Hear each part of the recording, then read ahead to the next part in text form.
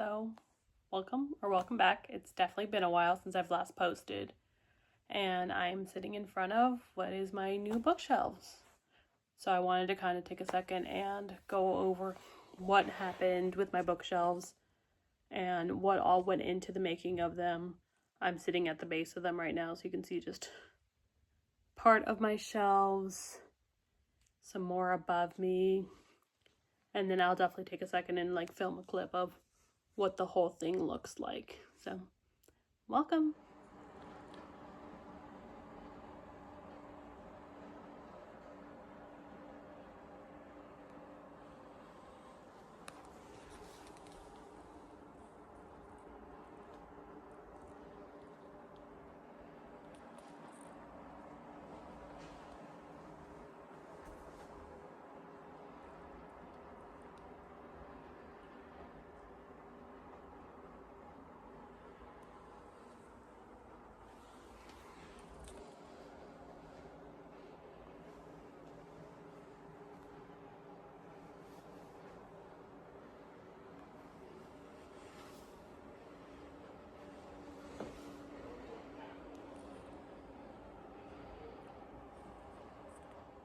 And so over here is our little sitting area for right now. It has a cushion for now and some pillows. And eventually, once we decide to, we can always expand the bookshelves and add 2 more shelves in as needed. As of right now, I have plenty of bookshelves, plenty of room to grow. So I'm not too concerned with that right now, but it's nice to have that option for down the line. And so I also wanted to kind of take a second and explain all the details with the bookshelves. So just about all of this is cedar. The backings, I believe, is just plywood, just because we didn't need to spend that money on cedar, and it still turned out looking great. So my husband built the boxes. From there, he drilled in all the holes for the shelf pins. I've got multiple shelf pin options where I can shift and move things as long as I need them. And then we have brass pins just to kind of help, like when you're in person, you could see it, it just elevates it a little bit more. He built these drawers, which is great for storage. I've got a bunch of games in there, puzzles, some journaling stuff I've got stored up in there. And then he went through and he stained everything so that it would turn out to be this nice color to kind of give the cedar a chance to shine and it'd be the focal point. So it definitely took a few weeks to get everything kind of set and done of consistent work, because these are custom built bookshelves at the end of the day. My husband needed the time to make sure things were measured correctly, things were sanded and stained properly, so it had this nice finished look at the end. And then the pulls specifically, he needed a specific tool for that, and so it took some time, but I'm so happy with how they turned out, and I wouldn't have asked it to be rushed or anything like that. And I'm glad he took his time, because the finished product is something I'm so happy about. Now that you've seen the bookshelves, I wanted to kind of take a second and kind of pause and kind of go why I kind of disappeared. As one does, things just kind of got busy, got crazy, and I just fell off the routine of this. I got a new job, I switched careers essentially, shifted from one area of social work to a whole other area. Now I'm doing mental health counseling, whole new ballpark, learning a whole bunch of new skills. So that's been fun. I've been grinding on my supervision hours in hopes to finish that by the end of the year. So my focus definitely hasn't been on this, but I'm definitely going to make the change now and kind of go back to it. And then I also wanted to talk about, if you follow me on Instagram, you may have seen my previous bookshelves. They were organized by color, they were white, also really well done by my husband. And so when we moved, we decided to do the cedar instead.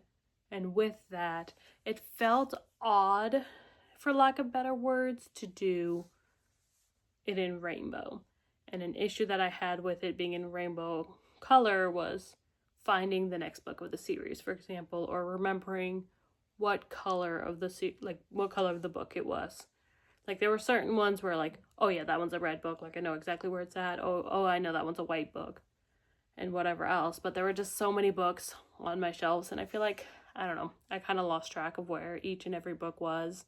So when I came and unpacked them, I found a lot of books that I didn't realize I even owned. Like, my classics collection is so much bigger than I could have imagined, and I didn't know that because they were all put all over the place. And so what brought me to the decision of organizing by genre instead, I was watching Books with Leo, if I remember her, if that's her username or not, on YouTube. Love her content, love the books that she reads, and for the most part, it's a lot of books that I like. And so I watched her organizing her bookshelves 5 different ways and kind of took off of that and went through it, weighed the pros and cons for myself on what I liked, what I didn't like, and got my husband's input on it. And at the end of the day, we decided to do genres. And then I went ahead and like wrote out all my different genres that I own. So I wrote out YA fantasy, I separated mystery, horror, and thriller. In my mind, they're all different things. Like, my mysteries are a little bit more cozier, my thrillers have me on the edge of the seat, and horror, for the most part, I think is a little bit more gory and more graphic than the other 2 genres. So I did want to keep that separated. And there's my finger. With that, I have those separated. Then I have a classics section. I've got just general fiction. That's a mix of like fiction that I couldn't organize and like fiction of like contemporary fiction. Then I've got romance. And then just due to the nature of my shelves, I did paperback on one pile, hardback romance, which is this section right here, on its own like section. And then I've got a section of translated works. I have a lot of books that were originally in Japanese and translated over to English. A couple of books that are just like based in like, I believe it's Swedish concept of hygge. Really like that concept. I really like incorporating ideas of that concept into my home and in my everyday life and finding that bit of coziness. And then I have my whole entire Disney shelf. It's got so many different retellings. And then down here is my Lorcana game. And then I just have my Pokemon cards here as well that were gifted to me. My Mickey ears. And I love just having the whole section just dedicated to Disney. And then for the final section, I've got nonfiction. I've got my graphic novels. I've got my like coffee books and like those like thicker books that like I don't necessarily know where to put, but they aren't necessarily like, I don't count them the same as like with my nonfiction. Like, they've got more pictures incorporated. And then my final shelf is my poetry section, and like that one definitely has room to grow, but I love the poetry books that I currently have. I've read through them at least once, if not multiple times, and it's kind of special just having just a couple of them to put on display and kind of show off. And so far, I'm really happy with the order I set them up in. And yeah. And so when it comes to my books, I know it's a lot of books. Have I read them? I will say, I've read a good portion of these books at least once. I don't know exactly how many of my books I've read compared to not read. And I definitely need to kind of work on that myself throughout this like next year or two, like going and like shopping my own library rather than going out and buying a book or going to the library and getting a book. And I feel like the appeal of having it by genre as well also kind of makes me feel like I'm shopping. Like, ooh, let me go to the bookstore real quick and find a horror book right now that I'm in the mood for. Or let me go ahead and find a book that's a romance, and kind of going that way for it. And I'm really liking that idea so far. And so with the books that I haven't read, I've put them in sections that were kind of organized between like Storygraph and Goodreads on what genre they put them as. But I think as I go through and read them, I'm more than open to like moving them around and like, oh, this fits more in the fantasy section, or this is a little bit more contemporary fiction rather than a mystery versus, oh, this should definitely be over here in my favorite shelves. And that's an area that I'll take you to next, is my favorite shelf. So that one is top of the top books. 5 stars all around. Some of them I'll say like 4.5 stars because like there's a couple of things with the books, but whenever someone comes to me for a book recommendation, I start with those ones first and then kind of go from there. Like, I have so many different books, and I'll take you over there now. And so welcome to the favorites of the favorite books. And so I know I'm missing a couple of my Throne of Glass series. I've loaned those out to people, but I've got The Lost Apothecary, Adelaide made me cry my eyes out, Aristotle and Dante, both books of that series, Atomic Habits. I go to every single year to refresh on my habits. I've got Fairy Tale by Stephen King, The Midnight Library by Matt Haig. I've got Tress of the Emerald Sea by Brandon Sanderson, A Little Hope, Beach Read, Sourdough. The Chronicles of Narnia is the first fantasy book I've ever read. I was in like 4th or 5th grade when I got that series originally, and like I had bought half of him, and like the other girl I was best friends with at the time bought the other half, and we just shared the books together, and it was such a good time. And as time went on, I went ahead and bought my own like master copy of it all, which I love that they're all together in one book.